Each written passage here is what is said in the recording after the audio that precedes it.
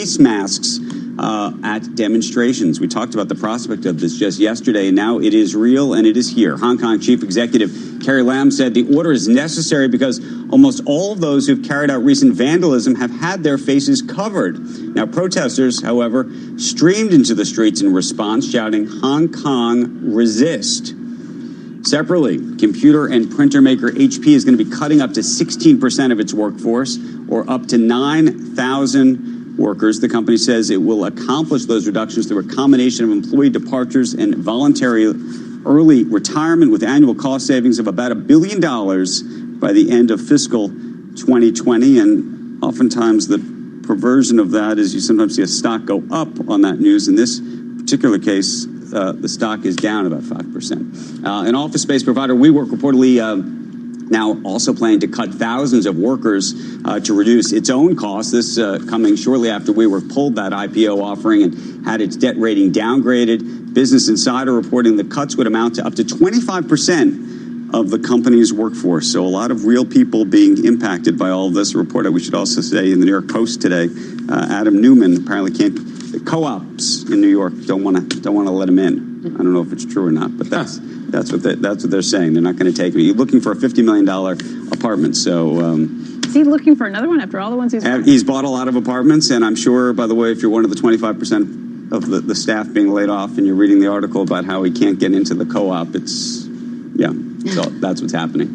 It is Jobs Friday, as we mentioned before. We are now less than a half hour away from the big number. We're going to be getting the government's September employment report. Economists are expecting that number to be 145,000 jobs. The number to beat, you got to watch that, would be added in non-farm payrolls last month. And joining us now ahead of the data, Austin Goolsbee, in the Windy City, University of Chicago Booth School of Business professor and former Council of Economic Advisors chairman. It's great to see you, my friend. Kate Moore is here, Chief Equity Strategist at BlackRock. Dave McIntosh is joining us, president of the Club for Growth and a former U.S. congressman. And it's great to have everybody here. Yeah. You're right here. So don't tell us the number, because we're going to play the game in just a little bit. It's hidden. Given the various pieces of data we've seen this week, which have not all been great. Right. I think that's a polite. That's a lovely kind way to say that. Mm-hmm. What are you looking for today? Without giving you the number. Without giving us the number. I'm expecting that we're going to have relatively healthy job gains in September. You know, we're not going to have as much of a hurricane effect as one might have had in previous years. Some of the stuff in GM is not necessarily going to have hit at this point. And while the data we got this week does increase the risk of downside to sort of the range, the consensus, and some of us may think, right. I'm sticking to the fact that the service economy and the labor market is going to remain healthy. So we still think that the risks of a recession are kind of overblown at this point, even with the weaker data we got this week. And so I don't want to sound too Pollyanna, but I'm going to try and stay a little optimistic about the print we're going to get this morning. What does the University of Chicago think out there, Austin? Well, look, I hope that's right, but I guess, Andrew, I got a little pit in my stomach. You know, and the market does too. I mean, you saw the reactions to some of the news. Right now, the strongest thing we got going for us is the consumer and the job market. And if either of those start to crack, I think we would be talking about a recession, and there's limited power for the Fed to respond. They got a short runway. The impact of monetary policy doesn't have the same bang for the buck it would have in normal times. So I'm a little nervous that we don't have a hurricane for the jobs numbers, but some kind of storm is brewing in Washington that is probably going to divert our attention. Joe would say you're rooting for a recession, Austin. No, I'm absolutely not. 100% the opposite. I hope that we get a good number today. Even if we get a good number, I still think the Fed is probably going to. Let me see your fingers, Austin. Are they crossed? Are your fingers crossed behind your back? I'm surprised he hasn't. He hasn't worked. I'm going to cross them double, like Mr. Spock crossing here. I'm surprised he hasn't worked the Ukraine into his answer. It's Ukraine, not the Ukraine. Not the Ukraine. That's risk. Thank you very, very much. Where do you land? Do you think we got a recession coming? No, I don't. I think I go a little bit deeper and look at something that's hard to measure, and that's the cost of regulations, which is a direct impact on employers' decision to hire. And those have continued to be held low by the Trump administration day in and day out. It doesn't make the headlines of the papers anymore because usually it's a tweet that's on the front pages. But I think that and the continued sort of tail effect of the tax cuts a year and a half ago will continue to allow the economy to expand, maybe not at the 3.5%, but the 2.5%, 3%. And so I think we'll see job growth in line with the average for this year. Is there a real overhang from this trade war or not? I think it creates uncertainty in the market, and then what you're seeing in the manufacturing side is people are adjusting their supply chains. And that can work both ways. So far, most of the consumer effect has been masked as companies like Walmart and others have absorbed the increased costs of the tariffs. Right. Austin, I'll let you get political for a second here, which is, we were talking about this in maybe the 6 o'clock hour. Does the situation in Washington today make it more or less likely that the Chinese come to the table?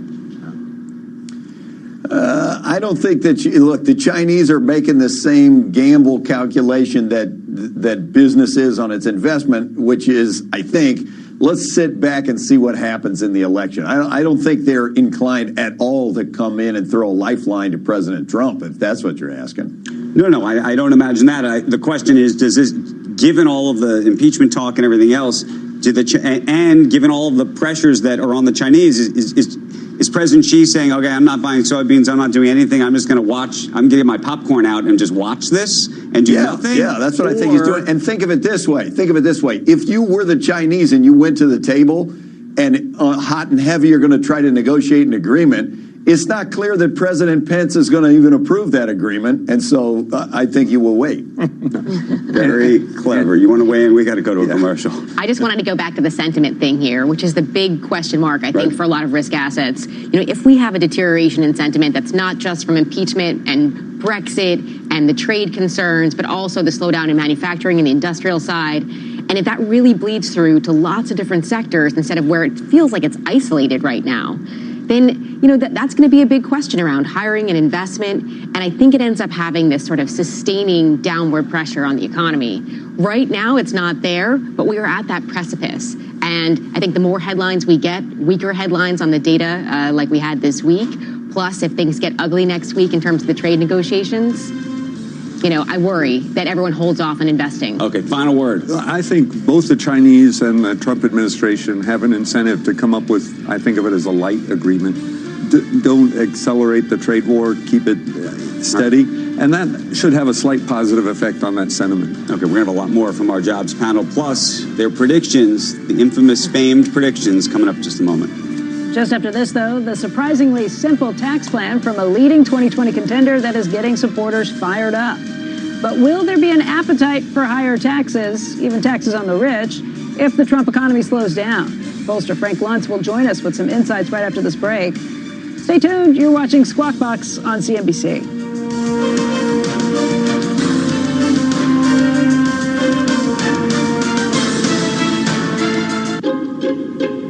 Opportunities aren't always obvious. If you haven't applied for sixth form this year, it's not too late to start. At Royal Greenwich Trust School, we have a limited number of sixth form places still available for students ready to start during October. From BTEC courses in engineering and construction to A-levels and our GCSE RESIT programme. Find out more about our exceptional facilities and welcoming school before all places are taken. Search Royal Greenwich Trust School today. Entry requirements apply for certain courses. UWE Bristol thinks your child's next step should be an exciting one and that it should start right here on this Friday afternoon when you register them for our open day. Then tomorrow, on the 5th of October, they'll come and discover that UWE Bristol gives them more than a university with state-of-the-art facilities, more than academic support to help them thrive, more than real-world connections with practical experiences that complement their studies, and more than a city with the buzz of Bristol. Help them choose more than a degree. Choose a 360-degree experience. To register them for an open day, search UWE Bristol today.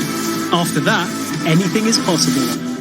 London, switch to Vodafone, the UK's best mobile network, and be unlimited, because the best phones deserve the best network and our new unlimited data plans. The future is exciting. Ready? Vodafone. Max download speeds apply to unlimited data. Best network as voted by readers of trusted reviews. Terms at vodafone.co.uk/unlimited. Time is money. Or so money says. Well, money. I know you like to dictate every hour of every day, add to my to-do list and throw the odd spanner in the works. But not anymore. This is my business, and I run it on my watch. I'm in control now, money. And times are changing. Save time with instant business invoicing, now on the Barclays app. Search Barclays Business and make money work for you. Must have a Barclays business account. T's and C's apply. If you're collecting your prescription, don't assume you can claim it for free. Not all benefits entitle you to free prescriptions. And if you claim when you're not entitled, you could face a penalty charge of up to £100. Thankfully, there's a simple way to find out if you should be paying. Search Check Before You Tick online and use our eligibility checker to find out if your benefits mean you can claim for free. Or you can ask your pharmacy team. So always remember to check before you tick. This was brought to you by the NHS. Question this morning, is capitalism dead? It's a popular one on Wall Street and in Washington right now, and it's one in Silicon Valley as well. Here's Salesforce's CEO Mark Benioff. This is what he had to say at a TechCrunch Disrupt conference just last night.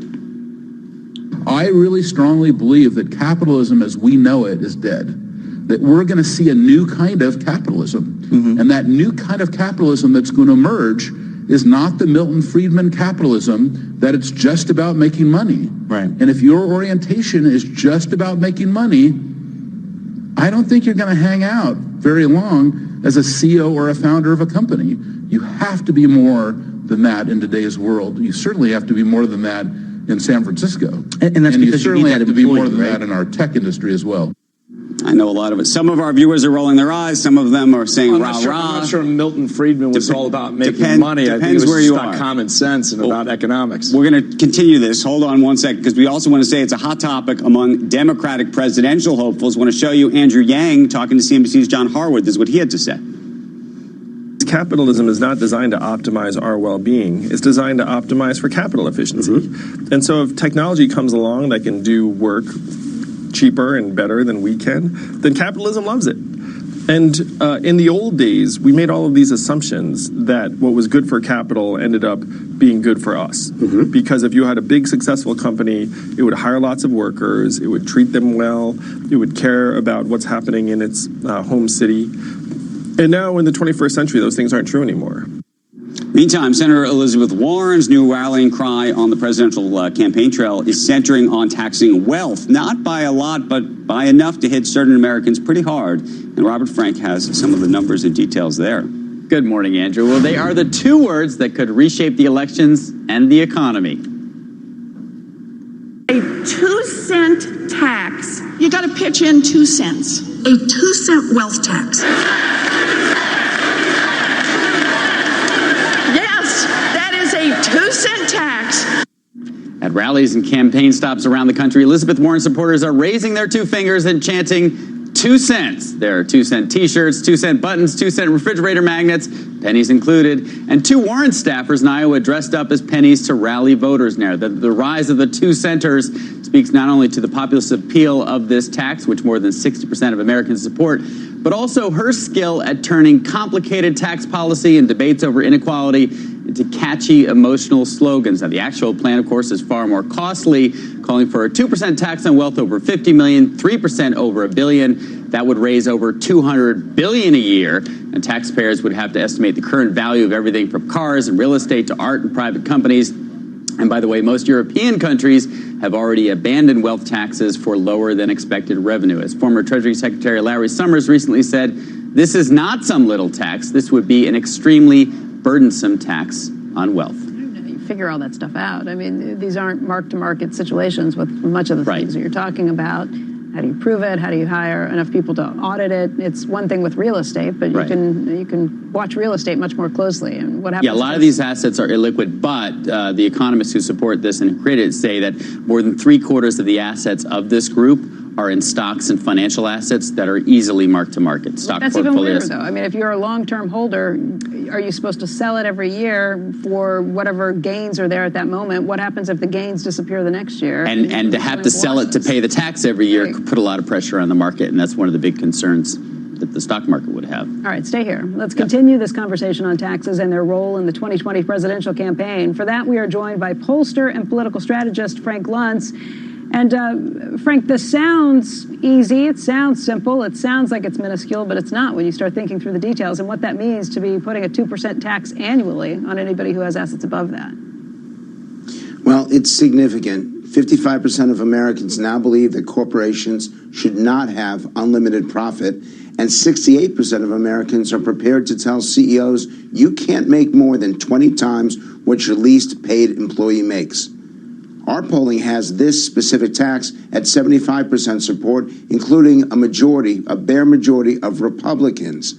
The attitudes and the core principles and priorities of the American people have shifted over the last 3 years. We are no longer, and I agree with what Benioff said, we are no longer pro-capitalist, which is why the language and the messaging matters so much. It's so easy to talk about 2 cents.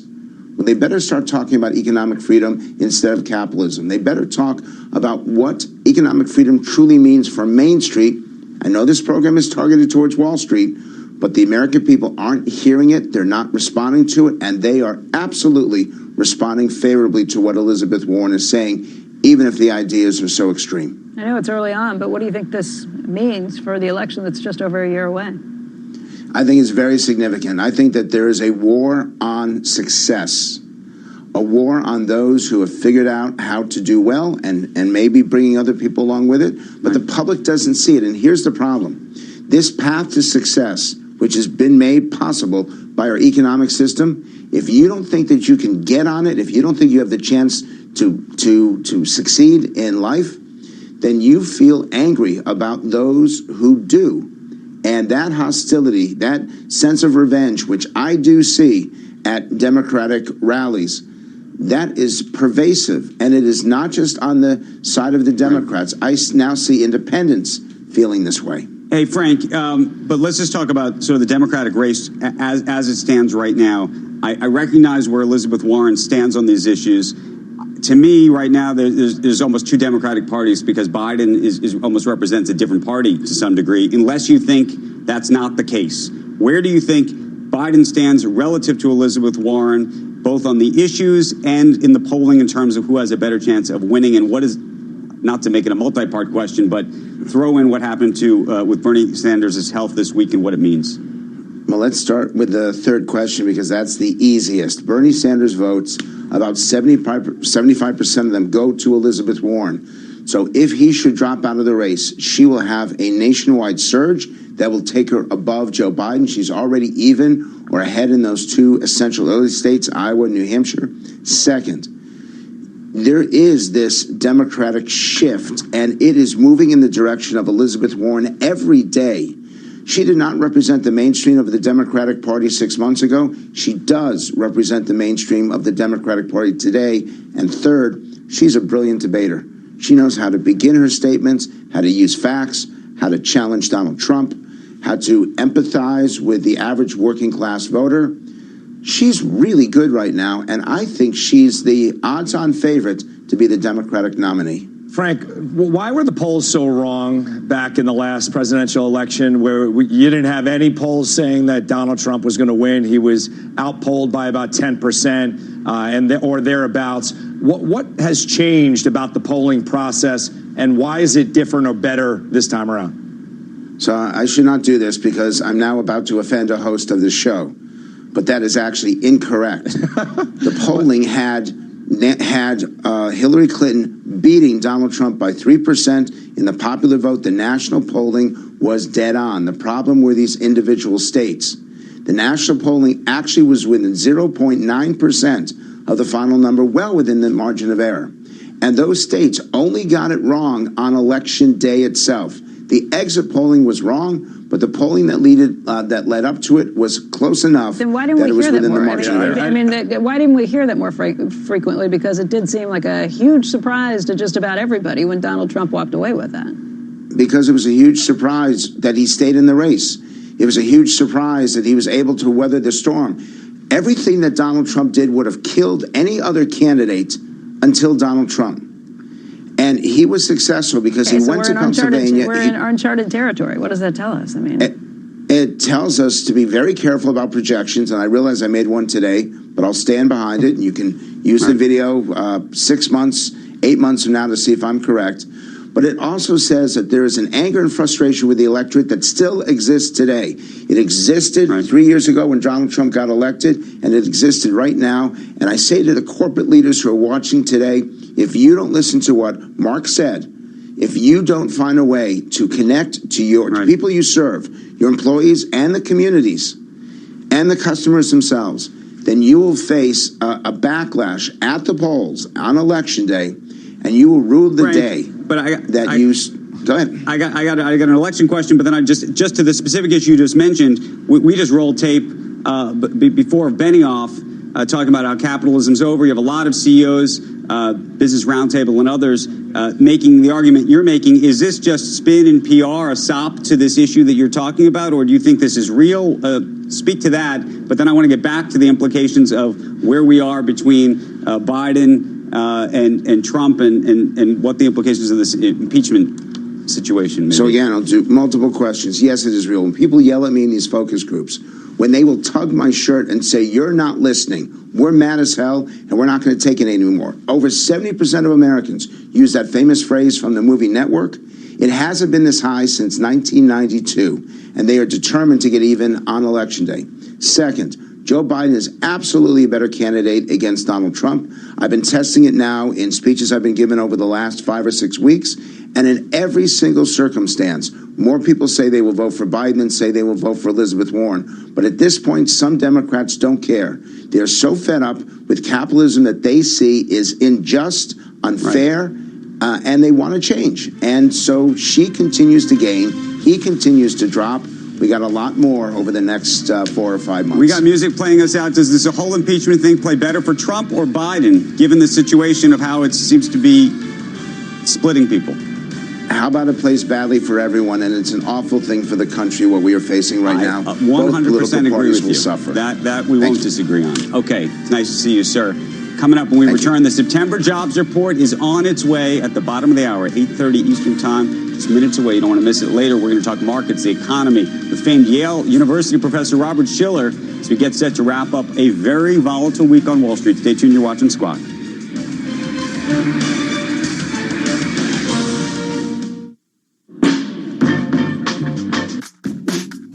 At Argos, save 25% off homewares across thousands of lines. Our autumn-winter home and furniture collection is here. So stylish, you can wear it. With Argos, you're good to go. Offer ends 8th of October. Conditions apply. Subject to availability. Selected lines. Jamie Theakston and Amanda Holden. Hot breakfast. Tom Hanks is our special guest. You're either being punished or rewarded. I'll let you decide. I did do a whole show of grease on my front lawn when I was a kid. We charged everyone 10p. We raised a fiver, and I gave it to Bishop's Waltham Gymnastics Club towards a new crash mat. Do they get the crash mat? I mean, it took a couple more years, but yeah. It does happen to normal people like you. You've won £20,000. Well done. I love this game. Hot breakfast with Jamie Theakston and Amanda Holden. Weekdays from 6:30. Listen on your radio, global player, or smart speaker. Play hard. Down come the leaves, and up goes my energy bill. Want to stop your heating bills going through the roof? Get to B&Q. We've a wide range of winter home warmers, from draft excluders to loft insulation rolls. Need home delivery or insulation advice? Ask in store or visit DIY.com. You can do it when you B&Q it. You love TuneIn for live breaking news from CNN, MSNBC, Fox, CNBC, and more. But when you can't catch your favorite show as it airs, it might just be a click away as a podcast. Search your favorite news station to explore all the on-demand news shows on TuneIn. The final countdown. The September jobs report due out in just a few minutes. We'll get some final predictions and the number of the morning. Squawk Box, right back. Can you customize the S&P 500 to meet your client's growth objective? Live from the TuneIn Studios, I'm Fonseca with your daily sports update. Major League Baseball action continues. Today we've got the Rays at the Astros. This one's going to be at 2:05 p.m. Eastern. We've had to kind of create some momentum here the last 15 games of the regular season because of the pressure that the A's and the Indians put on us. So we've been on a nice roll here lately. Once again, 2:05 p.m. Eastern, Rays at the Astros, Game 1. Right here on TuneIn. That's your TuneIn Sports Update. You're listening to TuneIn, where you can hear all the audio you love in one place. Live NFL games, the hottest music, breaking news, and podcasts. Push play and go about your day, only on TuneIn. These are the top stories everyone's talking about on TuneIn. Beyonce's father, Matthew Knowles, opens up about his breast cancer diagnosis. I'm doing really good and now doing all the steps for recovery. You can survive this, but it has to be early detection, and I can't overemphasize the word early. Joaquin Phoenix on Joker. There were still elements from the kind of DC canon of Batman, and yet it also felt like it was something that was brand new and stood on its own and was irreverent and funny and twisted. Tyler Perry recently found a bear in his backyard in Wyoming. Go out there and open the door and there's a bear sitting in the backyard. Not just a little bear, a grizzly bear. So I said, you can have it. You were here first, so I'm going to go back to Atlanta and I'll come back when you're hibernating. Right. Why don't you search TuneIn to find all the latest for yourself? Get social with TuneIn. Follow TuneIn on Facebook, Twitter, and Instagram for the latest and greatest audio happenings across the app. Explore exclusive content. It's called Indie. Learn about the hottest new podcasts. The Nostalgia Mixtape, a new podcast hosted by yours truly, Savannah Shroudy. And get alerted when the big game's about to begin. This Sunday is Championship Sunday, when we'll find out which two teams are going to play for the Lombardi Trophy. Add TuneIn to your feed and be in the know when it matters most. There are things we would change about work, and there are things we wouldn't. When work is worth it, work is worth it. Work can be closer to home, pay more, make us proud. Career Builder. Work can work. Find your work at careerbuilder.com. Coverage of the Jobs Report is sponsored by Career Builder. Career Builder. Work can work.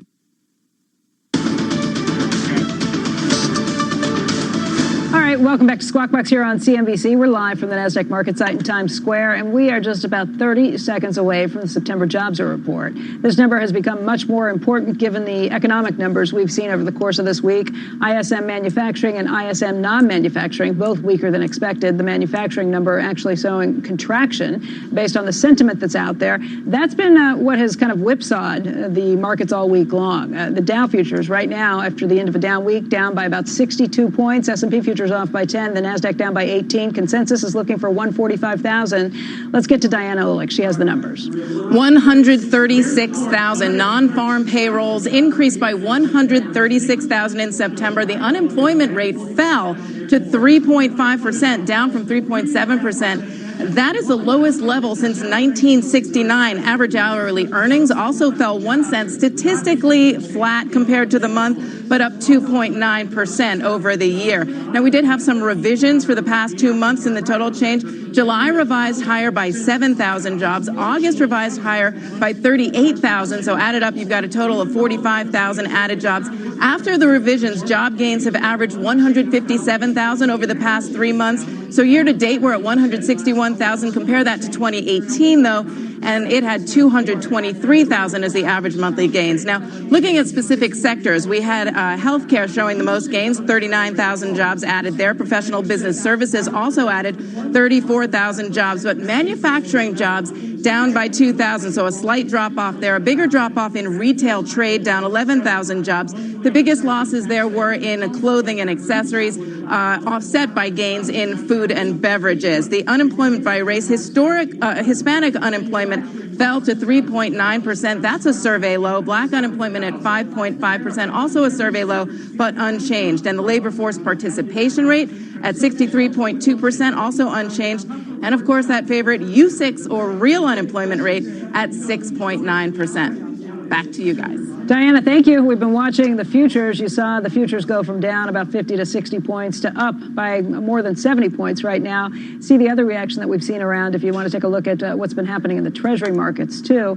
We're going to talk about all of this with some reaction from our jobs panel right now. Kate, let's start with you. We never put anybody on the spot with saying exactly what that number was going to be, but you were looking for a strong number, and this is. This feels like a really solid number. The number I was going to give was 159 with some downside. I feel like, 136 is a healthy number, especially because you saw the good healthcare number.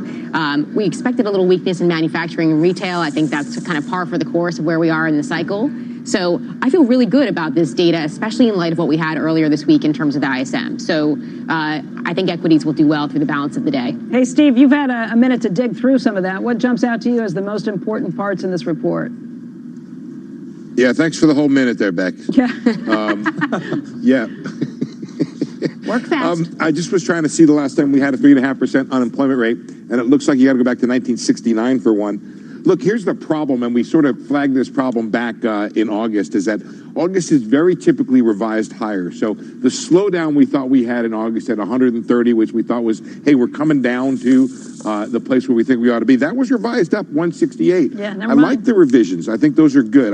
I think that tells us that we're doing a little bit better than we thought we were doing. Question now is, are we now down to that zone where we thought we should be, which is 136,000 right now? Let's just be clear. The private sector, very weak at 114,000. You have to take note of that. 122 the prior month. You're getting a lot. I just want to double check this. Yes, from government. I don't have the detail in front of me. I am guessing that those are census workers. Retail has lots of problems, down 11,000 and then down 6,000. We have to watch that sector. There's a huge transformation, as you know, happening over there. I like the temporary help number, and I just want to see the work week here.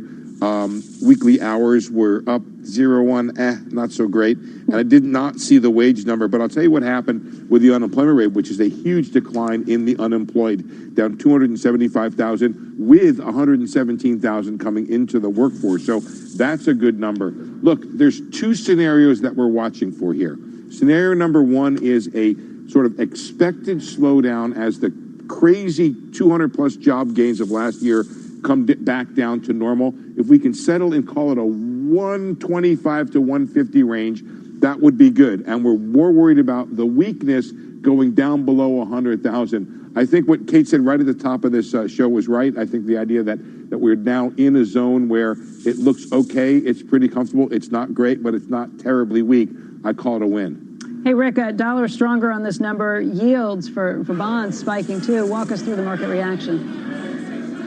Well, a couple of things. First of all, interest rates ticked up about 2 basis points from where they were, but they're still, let's put it this way, 143 was the previous cycle low close for twos. We took that out yesterday with a lower one by 4 basis points. We're right back there. So even though we're up a bit, we're kind of going back to ground. You know, how do you make 143 look like a high rate? You start at 138, I guess. But if you look at the dollar, it has strengthened up a bit. But to me, the biggest news, without a doubt, is that the markets looked at it as good news, stocks and treasury yields.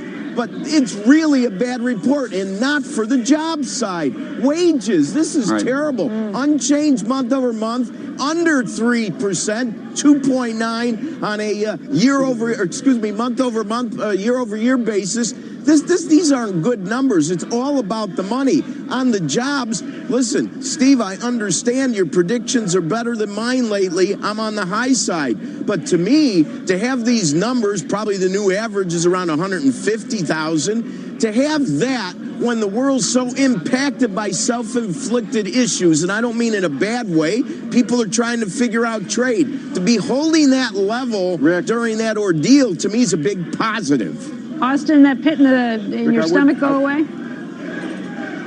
Say that again. I couldn't hear. Did that pit in your stomach go away? What do you think of this report? Yeah, a little bit. But, you know, this kind of a mealy peach of a report, we're a little under what the forecast was. It's okay. Like Steve said, it's okay, but it's definitely not great. And this dynamic about the census, I think everybody should keep this in mind, because as we come to the end of this year, beginning of next year, the census temporary hiring is going to ramp up in the hundreds of thousands. So we're going to start getting jobs numbers that if you're including the public sector in the number, we're going to see big positives. But then all through the summer of next year, you're going to see huge negatives, like minus 100, minus 200,000 coming from the government. So we got to keep that in mind. Austin, though, I'm surprised that you don't have the pit in your stomach, given what Rick said, because you're looking at the wage issue, decelerating, not accelerating. How important is that to you? I think it's pretty important. Now, that wages are steady after we've had several months where they were growing. It's not as big of a pit because hopefully this is a blip. But, I'm telling you, the thing driving this whole thing is that the GDP growth rate is slowing down. And a lot of the forecasters are now saying that they expect a one handle for the rest of the year. If we get GDP growth falling down into the ones, I think the jobs numbers are going to fall apart and the wage numbers are going to fall apart. So let's hope we don't go in that negative direction. Dave, what do you think? Growth expectations for the rest of the year, what are yours? I think they're continuing to be strong in the 2 to 2.5%. From a political standpoint, this is very good news. The fact the unemployment rate is an historic low, that's what most people around the country look at. And the job creation rate is averaging now at 160,000 a month. When you compare that to pre-Trump, the Obama era at 109, that's very good news that he can take to the public and say, we're going to continue to grow the economy, create jobs. And the wage, it's a slight downward trend in the direction, but it's still a positive increase rather than a decrease in average wages. Sounds like a Goldilocks number to me. So you had everyone pick this apart. You had some weakness, right. You had some strengths in it. It still gives the Fed some room for cover to cut rates. Okay. So I think this is as close to a not too hot, not too cold reading for the market, and we saw the market react to it almost immediately. Yeah, I totally agree on the Fed bit here. I think if we had a number that was very, very strong and then everyone had to reduce their probabilities of further Fed accommodation or mid-cycle adjustments, I think that would cause risk assets to sort of shake. But this is right in that sweet spot where we're still growing, but we're not growing so fast, and the Fed can continue on that path. It's difficult to think about a recession, as I said before, with a 3.5% unemployment rate. I know that every economist can pick through this, and Austin probably has a pit in his stomach still because this is probably a tailwind for Trump. Wink, wink, head nod. But still, at this point, it's about the economy, and for it to go this long, extended this cycle, really is a testament to how strong this overall economy probably is. Right. It's not ending. All right, who was trying to jump in? Was that Steve? Yeah. Yeah, I just want to say, talking about what I think it was Austin talking about earlier, I hadn't noticed this on the first go-round. A lot of the upward revision has come from government, which it's one of my pet peeves that government job counters can't count government jobs. It's always a large part of the revision. But you added 12,000 additional. It's about a third of the upward revision to the August number and all of the upward revision to the July number, whereas the July private sector was actually revised down. September was a decline from August when it came. So Austin's 100% right that you need to watch these government numbers to see how they're increasing the total number. But it's the private sector that looks like it has really stepped down.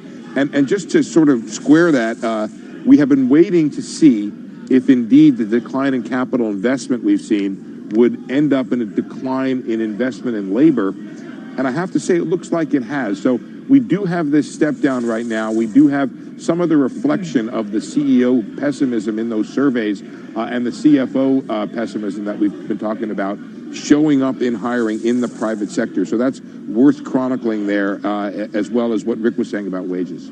Hey, Austin, how quickly can these numbers change? How quickly would they change if we were actually seeing a turn in things?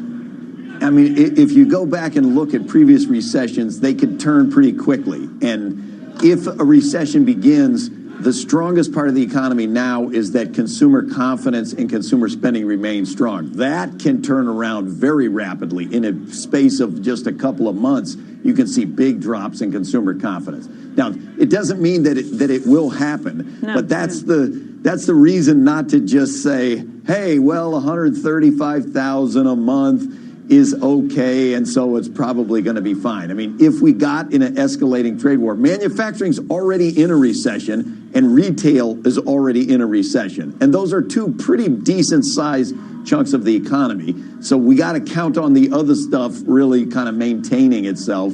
And the rest of the world, the U.S. is still doing better than all the other advanced countries. So it's not primarily about U.S. policy, but there are just a lot of dangers out in the world that everybody should keep their eye on. Do you think the Fed should cut rates twice this year?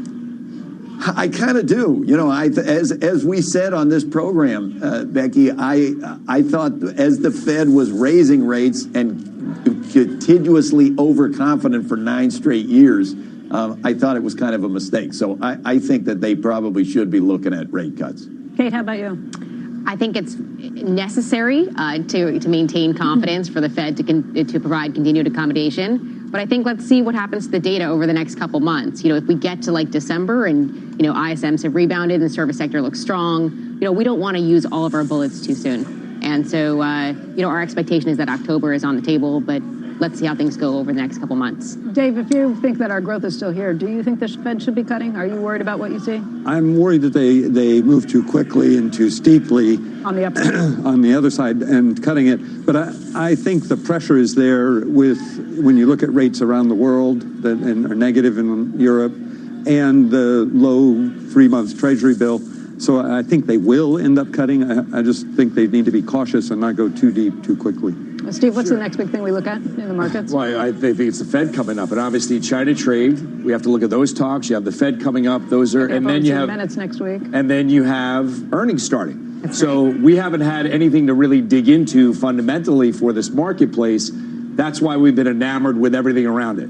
Once we start to see that there's not an earnings recession, the Fed, China, all of this could be a tailwind. And I don't think that we're going to have the same October, November, December that we had in 2018. That seems to me what everyone's worried about. So you don't think we're going to drop 20% in the next 3 months? So that's good, right? That's a positive. That's a positive. Right. But when you think about it, it's all about positioning in the marketplace. And I think that everyone got abundantly too negative based on what we saw in the last couple of months last year. And I don't think they're positive enough for the potential for the market to rip higher now. Rick, how about you?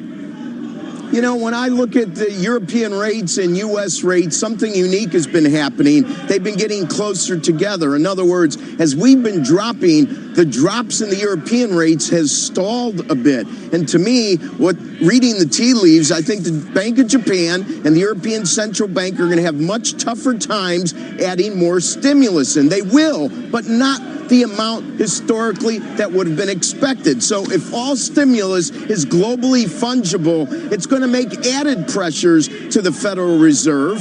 And when you also add in that you could look at that spread as almost a growth spread, that we are starting to sneeze as the rest of the world has already caught the flu with regard to their economies, I think this is a new dynamic that the Fed is going to have to worry about over the next several quarters. And I just want to go back to the earnings bit here, because that's right. We're focusing so much on the trade talks that begin next week.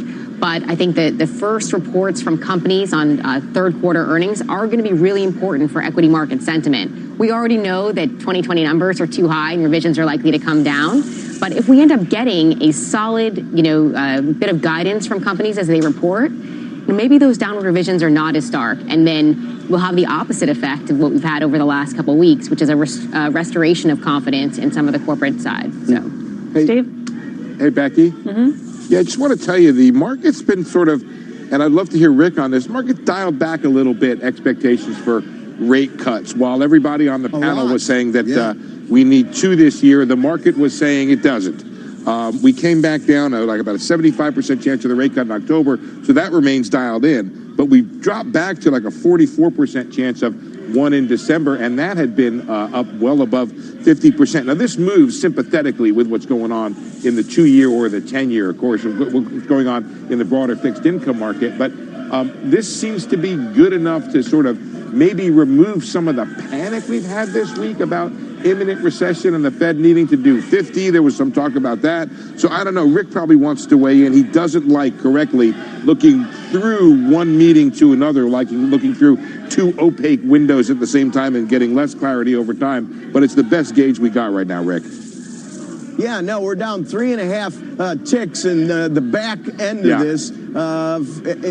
3 ticks actually in December. Listen, viewers, once again, I don't play the game of percentages. When you move up in price, you look for more Fed. When you move down in price, you're taking away some of that. And to see this very average, and when I look at wages, I think a below average number, if that is sufficient, to me, all things being equal, if we don't start to deteriorate on growth more, we don't see the spread to European rates get more narrow, I think it's one more for the year unless something changes dramatically. So in this regard, Rick, I agree with Steve. Rick, yes. Just one more thing, which is I think it is worthy to take a step back and maybe sort of pinch yourself, make sure you're awake, and remind ourselves we're having a discussion about possibly two rate cuts with the unemployment rate falling to 3.5%. I don't know that you thought you would live to see this time in this moment, but I didn't think I would. It's kind of crazy. No, I didn't either. But then again, I always look at U6 as the real unemployment rate, and I don't mean to start a war over this, but I still think that the dynamics of the last administration, there's a boatload of people that just were evaporated from the workforce, never to be counted again, and that distortion is smaller, but it hasn't gone away. And most of them retired. They've come back, and it's a fantastic story. Austin, what'd you say? It's a fantastic story what's been going on. Look, it's a fantastic story. Most of the labor force, you can't compare the unemployment rate today to the unemployment rate 25 years ago, 45 years ago, because there have been such changes to the demographics of who counts in the labor force. So it's, I agree with Steve's sentiment. It's like, whoa, unemployment is 3 now than ever before. There are more people in the country than ever before. That's why you need to look at a rate, not a number. I'm going to give you what I believe to be the greatest social program, welfare program of all time, which is running a tight labor market. And I'll tell you why. Because it has forced employers to give second chances to people with prison records, people with drug records, all sorts of things. There is nothing the government can ever do to bring those folks back into the workforce that a tight labor market doesn't do more cheaply and do better. And that's one of the great things. I'm personally willing to risk a lot of upside on inflation for the downside we're getting from the private sector in enacting this incredible welfare program that's bringing people back into the workforce. Hey, Steve, while you've been talking, our president's been tweeting